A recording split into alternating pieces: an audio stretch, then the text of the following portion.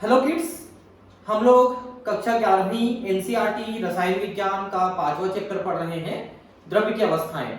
इसके पिछले वीडियोस में मैंने आपको थ्योरी करा दिया है। अब हम इसके प्रश्नोत्तर शुरू करने वाले हैं।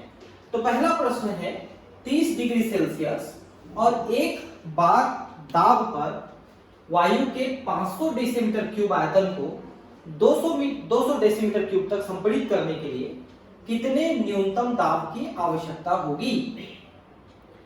P1, V1 और V2 दिया है, आपको P2 निकालना है। तो बॉयल के नियमानुसार P1, V1, P2, V2 इस फार्मूले में आपको रखना है और इस फार्मूले में जब आपने रखा है तो आपका आंसर है 2.5 बार। तो सीधा मतलब है कि जब आप 500 को दबा करके 200 करते हो तो एक बार से उसका दबाव 2.5 बार तक पहुंच गया। मतलब छोटी जगह में और ज्यादा दबाव के साथ रहेगा। ये बात हम पहले भी पढ़ चुके हैं। दूसरा प्रश्न है 35 डिग्री सेल्सियस ताप तथा 1.2 बार दाब पर 120 ml धारिता वाले पात्र में गैस की निश्चित मात्रा भरी है। यदि 35 डिग्री सेल्सियस पर गैस को 180 ml धारिता वाले फ्लास्क में स्थानांतरित किया जाता है तो गैस का दाब क्या होगा। तो फिर से वैसी प्रश्न है P1, V1, P2, V2 में आपको निकालना है। P2 आपको निकालना है, बाकी सारी चीजें दी हुई हैं तो आप इनमें आप मान को रख दीजिए तो आपका ये आंसर आ जाएगा 0.8 बार। मतलब ये है कि अगर आप 120 ml को 180 ml में शिफ्ट करते हो तो दबाव कम हो जाएगा। ठीक है, तो पहले 1.2 बार था, अब वो 0.8 बार हो गया। ठीक है, तो दबाव कम होता चला जा रहा है। तीसरा, अवस्था समीकरण का उपयोग करते हुए स्पष्ट कीजिए कि दिए गए ताप पर गैस का घनत्व गैस के दाब के समानुपाती होता है। ठीक है, तो देखिए गैस को जितना ज्यादा आप दबाओगे उतना संपीड़ित होगा, उसके अणु उतने पास पास आएंगे तो उसका घनत्व बढ़ेगा। ठीक है, इसको हमको गैस समीकरण से प्रूफ करना है। तो गैस समीकरण है PV = nRT। P का मतलब है, इसमें V को इधर कर लेंगे तो nRT बटा V, और N यानी कि मोलों की संख्या। मोल की संख्या के लिए उसके द्रव्यमान से उसका मोलर द्रव्यमान को भाग कर दोगे small m by capital M, तो आपका ये मोल निकल आएगा। ठीक है, तो n की जगह अपन स्मॉल m कैपिटल M रखते हैं PV = nRT के इस फार्मूले में, तो mRT डिवाइडेड बाय mV। ठीक है, इसको जरा ध्यान रखेंगे क्योंकि यहां पर आप एक चीज समझ लीजिए कि m बाई v का मतलब d होता है।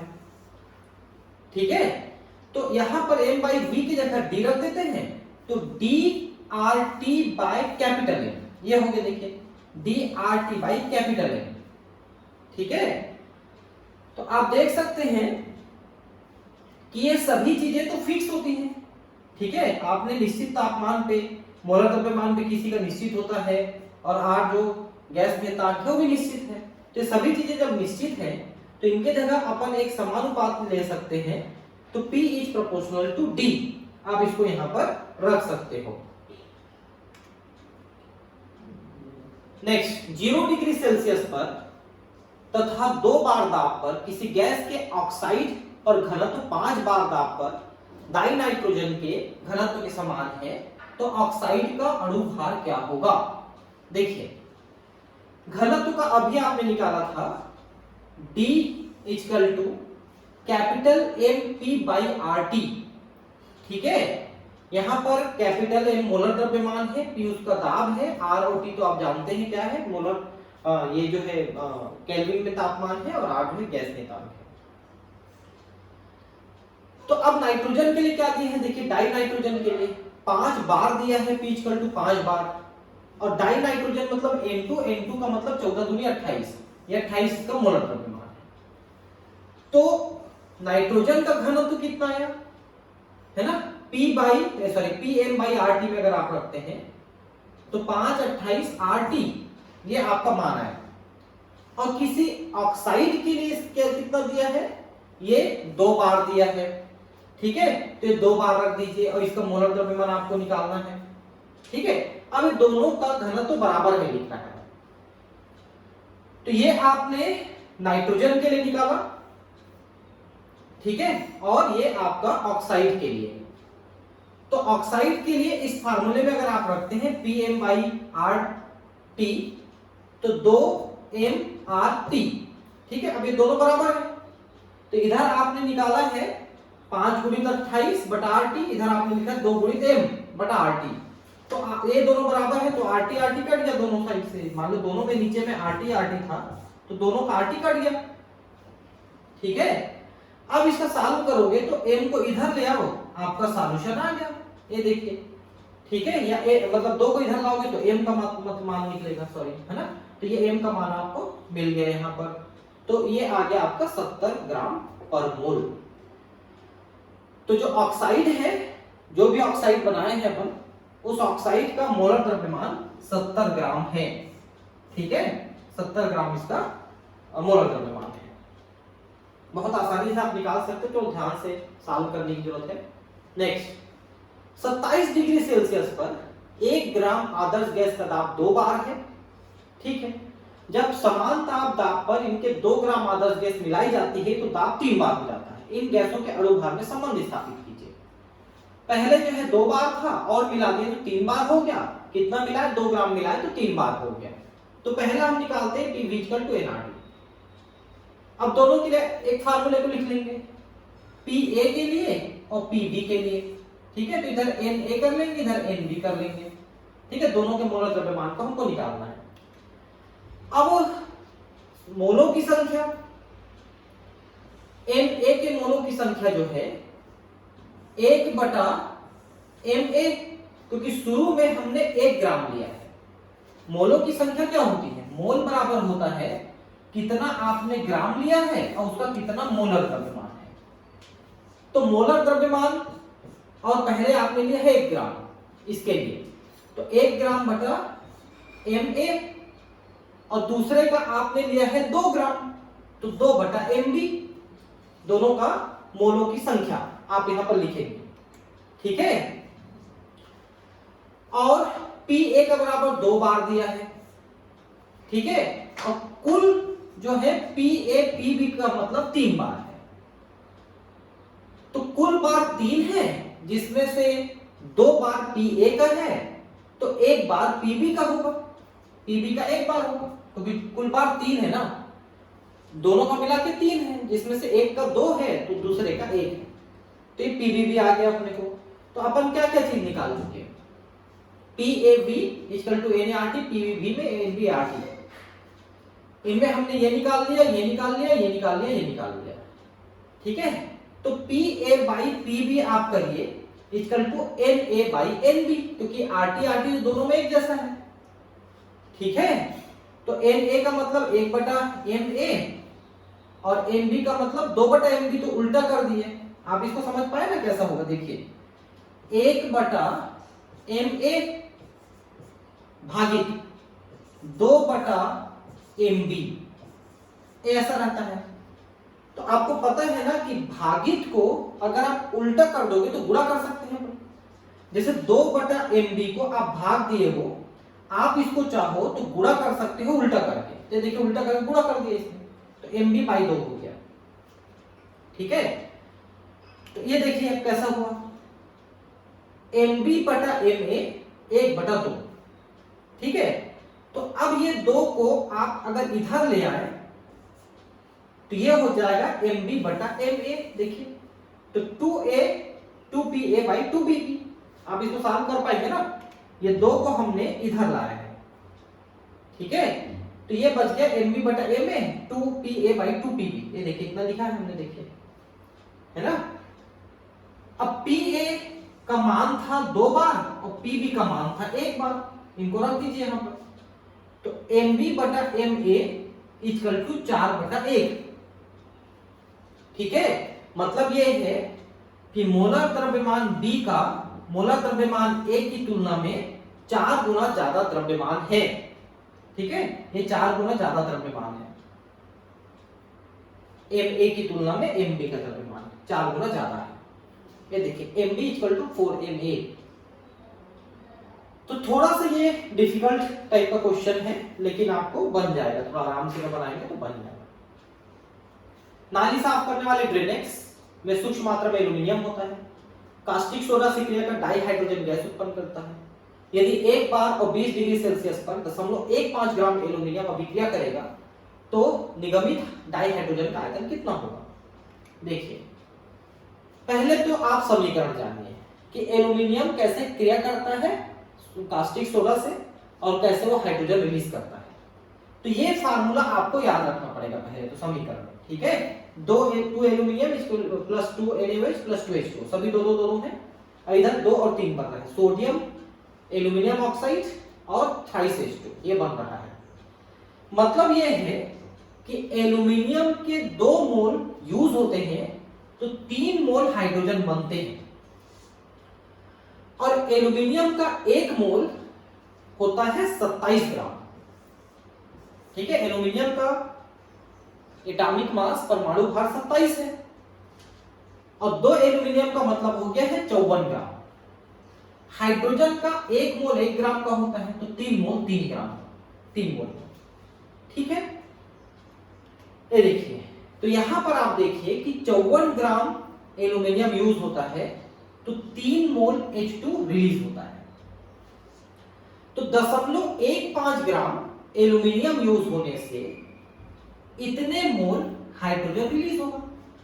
54 ग्राम से 3 मोल तो 0.15 ग्राम से इतना मोल। ये तो आप कैलकुलेट कर सकते हैं, थोड़ा बहुत गणित तो बायो वाले भी जानते हैं, मैथ्स वाले हैं तब तो कोई दिक्कत ही नहीं। वैसे बायो वालों में भी कई का गणित बहुत स्ट्रांग होता है, ठीक है। तो हमने क्या यूज किया, 0.15 ग्राम एल्यूमिनियम से हमने इतने मोल हाइड्रोजन रिलीज किए। अब ध्यान रखिए कि 1 मोल गैस का आयतन 22.4 लीटर होता है एसटीपी पे, 0 डिग्री पे, ठीक है। अब पीवी इक्वल टू एनआरटी में हम मान रखते हैं, अगर पी का मतलब 1 बार है, वी हमको निकालना है, एन अपने को आ गया, आर का मान इतना है, ये तो हमको पता है, ठीक है। अब इसमें रख देते हैं मान, तो ये आ गया 0.202 लीटर यानी कि 202 ml, ये आ गया। इतना हमको हाइड्रोजन मिला, ठीक है। लेकिन यहां पर हम ध्यान रखेंगे कि टेम्परेचर को सीधा ये 20 डिग्री दिया है, तो 20 डिग्री का मतलब 73 और 20 93, तो 293 हमने सीधा सीधा रख दिया है, ठीक है। तो ये एनटीपी पर ही लगभग एनटीपी हालांकि 25 डिग्री के आसपास माना जाता है, यहाँ पर 20 डिग्री है, इसमें सीधा सीधा मान रख दिया पीवी इक्वल टू एनआरटी में, ठीक है। तो आपका ये मान आ गया। तो ये लीटर है, ध्यान रखेंगे लीटर, एमएल में निकालने के लिए इसको 1000 से गुणा कर दिए तो ये आ गया 202 ml, ठीक है, ऐसा है। तो इतना ml हाइड्रोजन रिलीज कर रहा है और हाइड्रोजन जो उसको प्रेशर दबा करके आगे बढ़ा देता है। यदि 27 डिग्री पर 9 डेसीमीटर क्यूब धारिता वाले फ्लास्क में 3.2 ग्राम मीथेन और 4.4 ग्राम कार्बन डाइऑक्साइड का मिश्रण हो तो इसका ताप क्या होगा, ठीक है।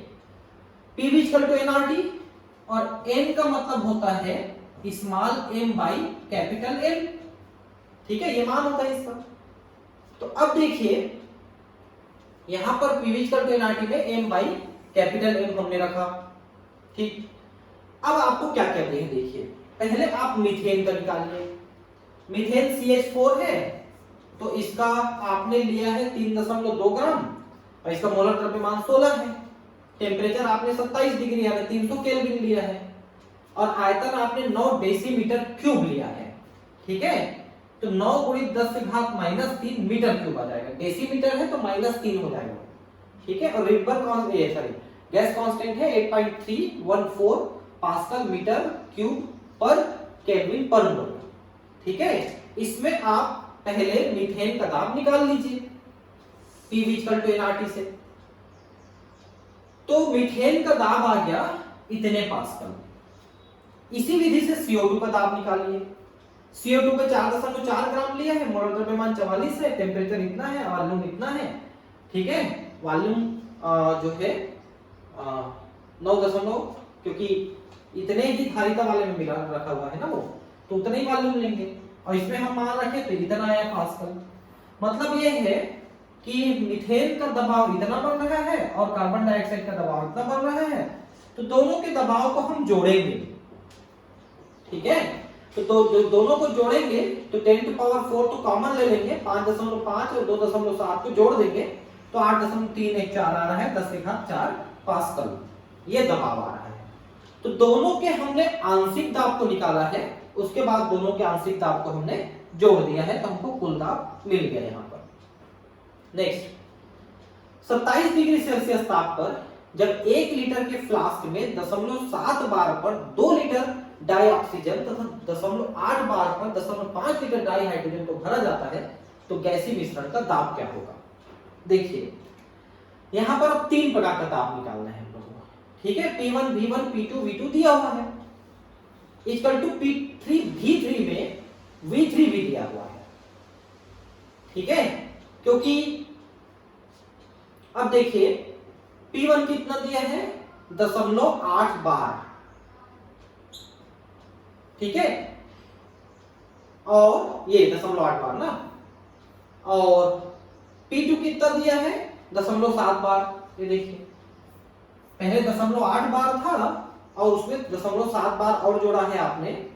V1 पहले 0.5 लीटर था, ठीक है, उसमें आपने 2 लीटर और ऐड किया, तो P3 आपको निकालना है, V3 1 लीटर रखना है अपने को, ठीक है, क्योंकि 1 लीटर के फ्लास्क में आपने शिफ्ट किया है उसको, ठीक है।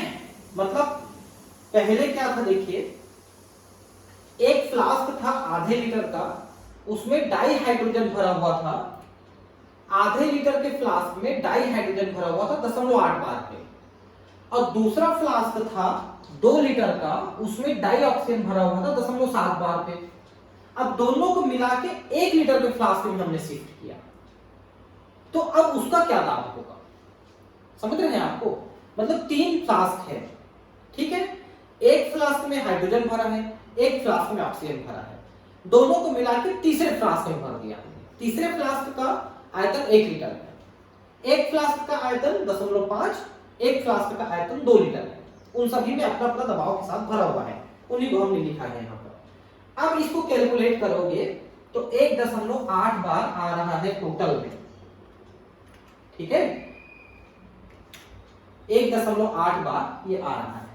तो इसको फिर से बताना पड़ेगा, क्या, एक बार फिर से बता देता हूं। 3 फ्लास्क है, एक फ्लास्क है आधे लीटर का, उसमें हाइड्रोजन भरा है 0.8 बार पे, दूसरे फ्लास्क है 2 लीटर का, उसमें ऑक्सीजन भरा है 0.7 बार पे।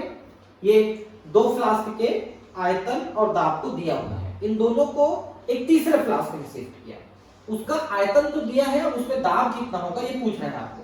तो P1 V1 plus P2 V2 equal to P3 V3, इसमें आपको मान को रख देना है। तो P3 आपको निकालना है, V3 आपको 1 लीटर दिया हुआ है, बाकी सबका मान यहाँ पर है, सबको रख दीजिए, तो आपका आएगा 1.8 बार। इस क्वेश्चन को समझने में थोड़ा दिक्कत था, लेकिन मैंने आपको समझाने की कोशिश किया है। नेक्स्ट, यदि 27 डिग्री सेल्सियस ताप तथा 2 बार दाब पर एक गैस का घनत्व 5.46 ग्राम डेसीमीटर क्यूब है, तो एसटीपी पर इसका घनत्व क्या होगा। ठीक है, घनत्व दिया है, दाब दिया है, टेम्परेचर दिया है, तो अब आपको टेम्परेचर एसटीपी पूछ रहा है, यानी 0 डिग्री पूछ रहा है। तो P1 divided by D1 T1 equal to P2 divided by D2 T2 में आपको रखना है। D1 आपको दिया है, D2 आपको निकालना है, P2 आपका 1 बार है, P1 2 बार है, टेम्परेचर पहले 27 केल्विन दिया था, दूसरे में 0 डिग्री सेल्सियस यानी कि 273 केल्विन दिया है। अब इन सब को रख दीजिए, तो ये D2 आपको निकालना है, बाकी का मान दिया है, इसको ऊपर इसको नीचे ले जाइए, और या इसको एक काम कर सकते हैं, इसको ऊपर ले जाते हैं तो D2 हो जाएगा, इसको नीचे ले आते हैं तो P1 T2 हो जाएगा, इसको ऊपर ले जाते हैं तो D1 T1 P2 हो जाएगा ऊपर में। उन सब का मान आप रखेंगे तो 3 ग्राम डेसीमीटर क्यूब आपका आ रहा है। सीधा सीधा इसमें मान रख दीजिए जी, कैलकुलेशन तो आपको आता है, सबका मान दिया है। यहां पर तो ध्यान रखना है कि टेम्परेचर 27 डिग्री का मतलब है 300 केल्विन, ठीक है, ये T1 हो गया, और एसटीपी यानी 0 डिग्री सेल्सियस, 0 डिग्री सेल्सियस का मतलब 273 केल्विन, ठीक है, इसका मान आपको रखना है। तो थोड़ा ध्यान से आप इसको करेंगे, ठीक है। यदि 546 डिग्री सेल्सियस 1 बार दाब 34 ml फास्फोरस का वाष्प का भार इतना है, तो फास्फोरस का मोलर द्रव्यमान कितना होगा। Very good. तो यहाँ पर आपको स्मॉल एम दिया है, कैपिटल एम आपको निकालना है। पीवी इक्वल टू एनआरटी में एन का मतलब स्मॉल एम बटा कैपिटल एम, इसमें आपको कैपिटल एम आपको निकालना है। ठीक है, तो इसमें आप मान रख दीजिए, इसको ऊपर ले आइए, इसको नीचे ले आइए, और सब का मान तो आपको दिया है। ठीक है, स्मॉल एम का मान वो दिया है। ठीक है, आर का मतलब आप जानते ही हैं 0.0821, और टेम्परेचर आपको दिया है 546 डिग्री सेल्सियस, तो इसमें 273 और जोड़ दीजिए तो आपको आ जाएगा केल्विन में। तो 6 3 9 हो गया, 7 4 11 हो गया, 5 और 3 8 हो गया, तो 819 केल्विन रखा है। देखिए, ठीक है, हमेशा ध्यान रखेंगे कि टेम्परेचर जो इस फार्मूले में है वो केल्विन में रखना है। अगर सेल्सियस में दिया है तो केल्विन में रखने के लिए 273 से आपको गुणा करना पड़ेगा। और P जो है 0.1 बार दिया ही है, और 34.05 ml दिया है, तो 10 टू पावर -3 इसको करेंगे तो 10 टू पावर -3 कर देंगे तो ये 0.03405 लीटर हो जाएगा। ml को लीटर में बदलने के लिए 1000 से गुणा करना पड़ता है, भाग करना पड़ता है, तो भाग करेंगे तो इतना आ रहा है। तो मोलर द्रव्यमान आ गया 1250.4 ग्राम पर मोल। ठीक है, ये है इसका जो निकला है फास्फोरस उसका मोलर द्रव्यमान। एक विद्यार्थी 27 डिग्री सेल्सियस पर गोल पेंदे के फ्लास्क में अभिक्रिया मिश्रण डालना भूल गया तथा उस फ्लास्क को ज्वाला पर रख दिया। उस समय पश्चात उसे अपने भूल का एहसास हुआ। उसने ताप मापी की सहायता से फ्लास्क का ताप 477 डिग्री सेल्सियस पाया। आप बताइए कि वायु का कितना भाग फ्लास्क से बाहर निकला। वाह, बहुत बढ़िया क्वेश्चन है। ठीक है, तो इसमें दो विधि आप अपना सकते हो। पहला विधि क्या है, देखिए 27 डिग्री सेल्सियस यानी तापमान कितने हो 300 केल्विन में फ्लास्क का आयतन मान लो 20 सेंटीमीटर क्यूब है, तो V1 equal to VCM cube और V2 का मान आपको निकालना है। T1 का मान दिया है, T2 का मान भी दिया है। तो V1 by T1, V2 by T2 इसमें आप मान रखेंगे तो V बाई 300, V2 बाई 750।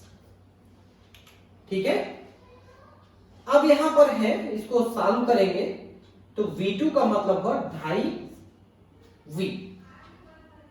ठीक है, तो अब देखिए बाहर निकला आयतन कितना हो, तो 2.5 V बचा पहले V कितना था इक्वल टू 1.5 V।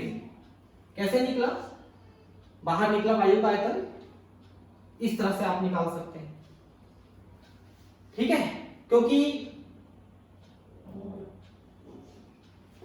यहां पर पहले आयतन को आपने 1 रखा ना, बाद में 2.5 हो गया आयतन आपने जो निकाला उसमें, तो बाहर निकली वायु का भाग कितना हुआ, तो 1/5 V बाई 2/5 2.5 V, 1.5 बटा 2.5 तो 0.6, इतना भाग आपका निकल गया।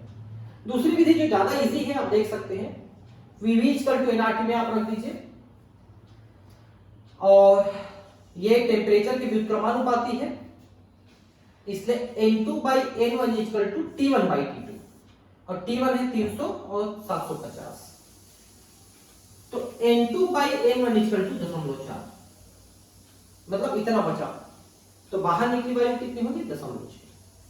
तो पहले 1 था मोल, अब उसमें से 0.6 निकल गया तो 0.4 बचा, मतलब उसको खाली फ्लास्क को आप गर्म कर दिए तो 0.6 बाहर निकल गया। ठीक है, और बाकी वहां पर रुका हुआ है। ठीक है, तो अब जो बाकी क्वेश्चन है 23 क्वेश्चन है टोटल, मैं आपको नेक्स्ट क्लास में पढ़ाता हूँ। ठीक है, थैंक यू, बाय।